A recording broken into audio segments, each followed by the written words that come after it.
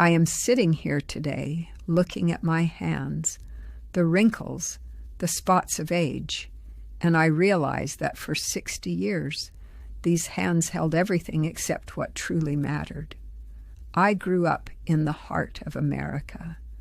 I lived through the decades of change, the revolutions of culture, and the rise of technology. I had a long career. I raised a family, and I did what every successful woman in this country is told to do. I worked hard. I retired with a comfortable pension, and I spent my days gardening or sitting in my quiet house. But inside that house, there was a silence that started to scream. You see, when you get to my age, the distractions of youth disappear. You don't care about the latest fashion or what people think of your car.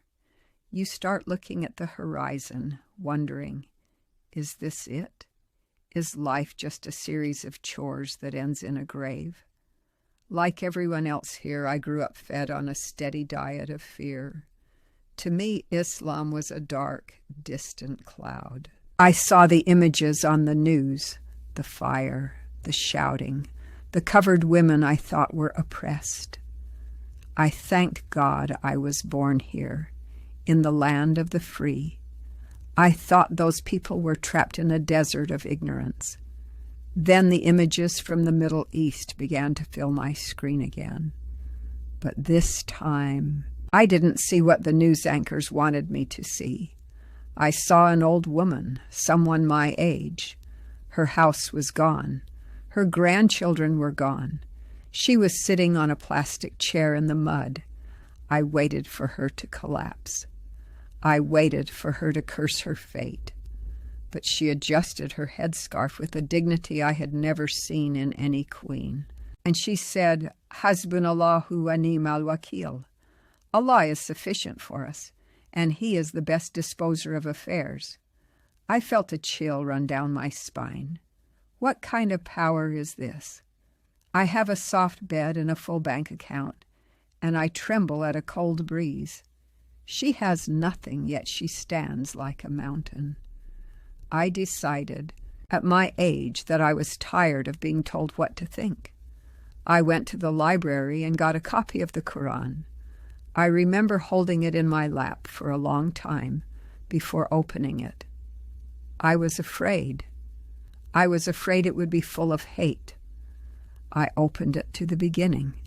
Praise be to Allah, Lord of the worlds. I kept reading. I didn't find the oppression I was promised. I found a creator who was speaking directly to my weary soul.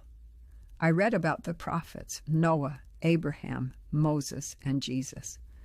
These were my childhood stories, but here they felt clearer, more logical. I read the verses about the end of life. Every soul shall taste death. In the West, we hide from death. We use creams to hide our age, and we don't talk about the end. But the Quran looked me in the eye and told me the truth. This life is a bridge, not a destination. For the first time in 60 years, the void in my chest didn't feel like a hole anymore. It felt like it was being filled with light. I found myself crying in my living room, not out of sadness, but out of the sheer relief of finally being told the truth. One afternoon, I drove to the small mosque on the edge of town. I was so nervous my hands were shaking on the steering wheel. I thought, they won't want an old American woman like me. I've spent my life believing the wrong things.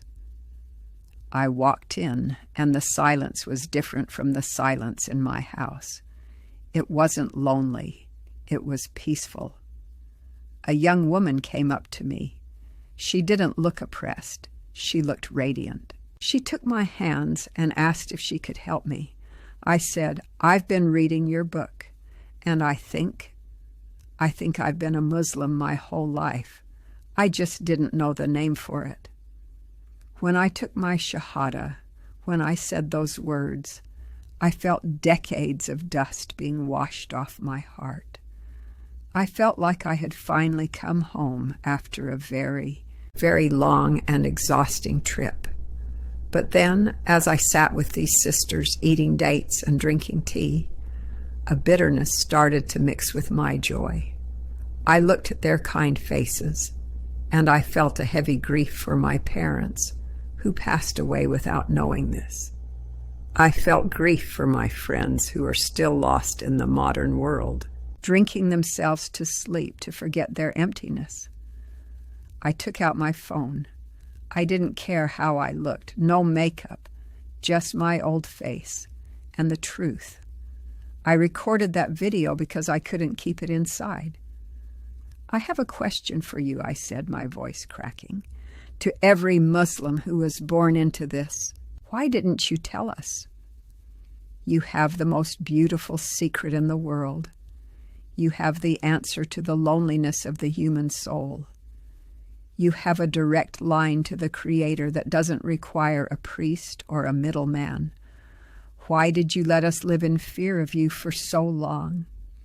I am an old woman now. Most of my life is behind me. I wasted so many years chasing shadows because I didn't know this light existed. Why were you so quiet? Was it because you were afraid of us? Or were you too busy living your lives to notice that we are starving for what you have? We are dying out here in our beautiful houses and our fast cars. We are dying of thirst. The youth are lost, and the elderly are forgotten in nursing homes. We have no alhamdulillah to say when things go wrong. We only have despair. Please, I begged, don't wait for another war for us to see your faith. Don't wait for us to stumble upon the Quran by accident. Open your doors. Speak to your neighbors. Tell them that there is a God who loves them and a path that leads to peace. I am grateful to be home now, but my heart aches for the millions who are still outside in the cold, because no one ever told them they were welcome inside.